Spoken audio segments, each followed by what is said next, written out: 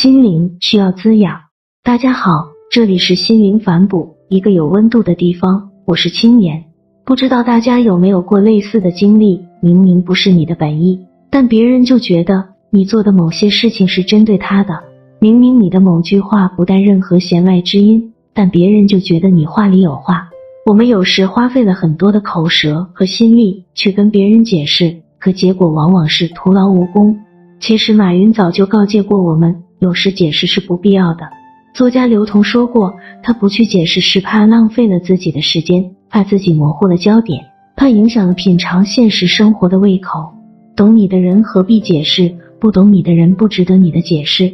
同事小梅的性格比较冷，不是很喜欢参加集体活动，组里的聚会能不去就不去，因此受到了很多同事的非议，说她是故意不合群，好显得自己和别人不是一个层次的人，特别的装。而事实上，小梅从没觉得自己高人一等，她只是单纯的觉得无意义的社交并不能让自己开心，不如拿这些时间去做自己真正喜欢的事。有次和她聊天，我试探性的问她要不要和别人解释一下，否则公司里的传言越来越难听，终究是不太好。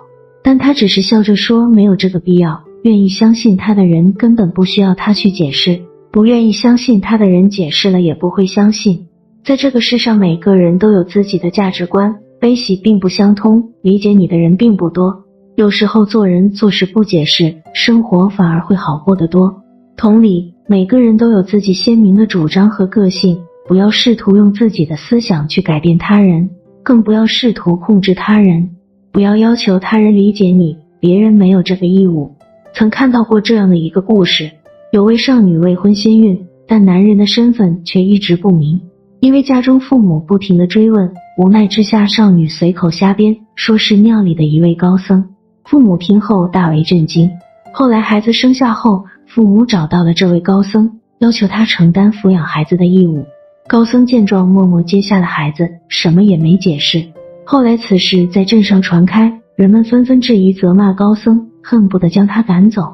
但这位高僧淡定自若，仍是耐心地照料孩子。半年后，真相大白。因为孩子生父寻上门来找，女子才承认自己当时是随口攀咬冤枉了高僧。辱骂过高僧的人上门找高僧致歉，高僧只是笑了笑，什么也没说。庙中小和尚不理解，为什么一开始不解释清楚？高僧笑着说，能解少女之困，救孩子一命，为什么要去解释呢？时间不会冤枉一个好人，与其滔滔不绝地解释自己，不如沉默自得。解释有时候确实可以消除误会，但有时候别人也可能将你的解释理解成一种掩饰。做人无需解释太多，你会发现吃力不讨好，累的是自己。生活本就不易，不必渴求别人的理解和认同，别人想什么我们控制不了，我们唯一能做的就是尽心尽力做好自己的事，按自己的原则过好自己的生活。心若不动，风又奈何？人情世故总是那么的纷繁复杂，若是懂，那何必多言？若是不懂，那又何必解释？处事清白不需要解释。村上春树说，不是所有的鱼都会生活在同一片海里，我们来自不同的地方，不同的圈子，就有不同的生活。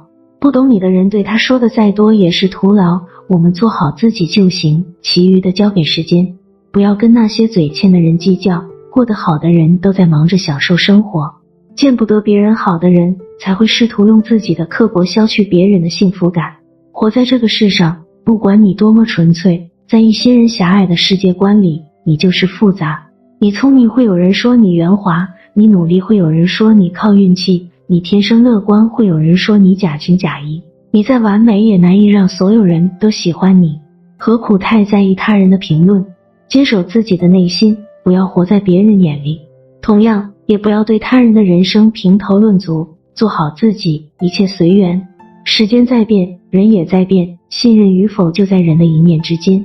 放平心态，生活是自己的，你想怎么过就怎么过，永远都不需要向任何人交代，不需要把自己框在固定的架子里，也从不需要跟没必要的人多费口舌。做人做事无需人人理解，只求自己问心无愧。要永远坚信，懂你的人不用解释，不懂你的人不必解释。好啦，今天就分享到这里，感谢您的收看，我们下期再见。